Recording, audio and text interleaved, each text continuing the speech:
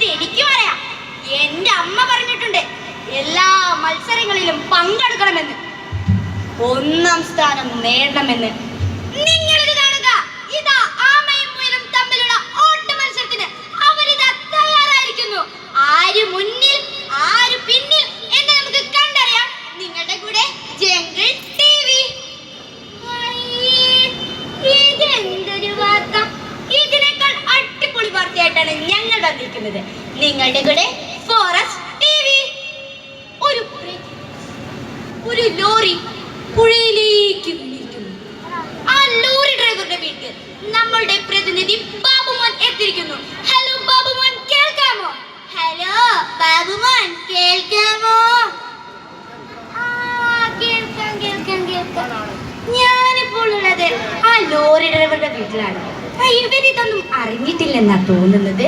ആ ലോറി ഡ്രൈവറുടെ കൊച്ചിവിടെ ഇരുന്ന് കളിക്കുന്നുണ്ട്. നമുക്ക് ആ കൊച്ചിനോട് ചോദിക്കാം. മോന്റെ അച്ഛൻ ഇനി എന്ന് വരും? എന്റെ അച്ഛനെ എനിക്ക് ലോറി വാങ്ങാൻ പോയതാ. എന്റെ അച്ഛൻ വരുമ്പോ എനിക്ക് കൊറേ മിഠായി വാങ്ങും.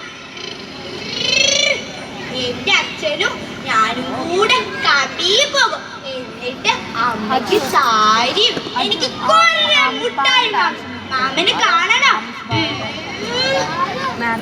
പാവം, ഈ കുടുംബത്തിന്റെ തീരാവേദനകൾ ഇനിയും നമുക്ക് കണ്ടറിയാം ഒരു ഇടവേളയ്ക്ക് ശേഷം.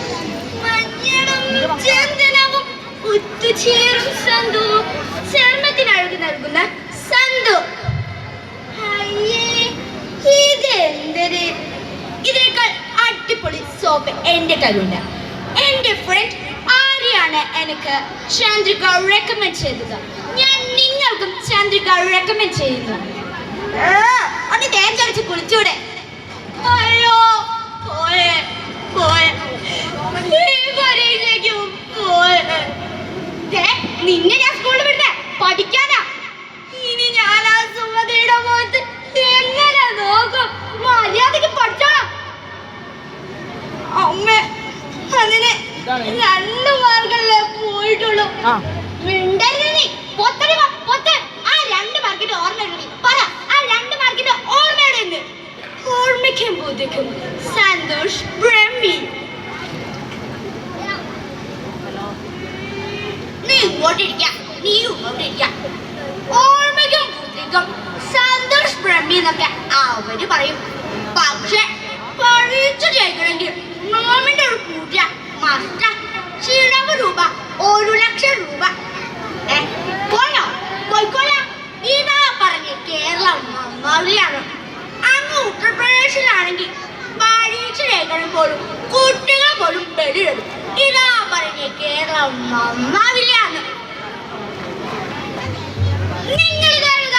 ഇതാ ആമയും മുയലും തമ്മിലുള്ള ഓട്ട മത്സരത്തിന് ആമ ഇതാ ജയിച്ചിരിക്കുന്നു. ആമ എങ്ങനെ ജയിച്ചു? പറ, ആമ എങ്ങനെ ജയിച്ചു?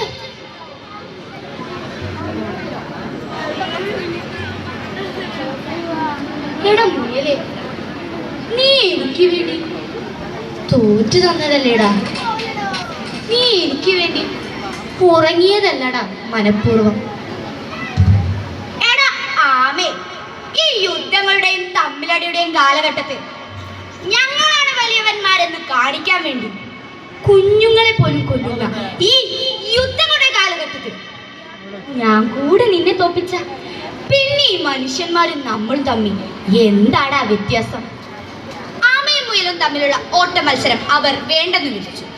മനുഷ്യന്മാരെ, നിങ്ങൾ തയ്യാറാണോ യുദ്ധങ്ങൾ വേണ്ടെന്ന് വെക്കാൻ? നന്ദി, നമസ്കാരം.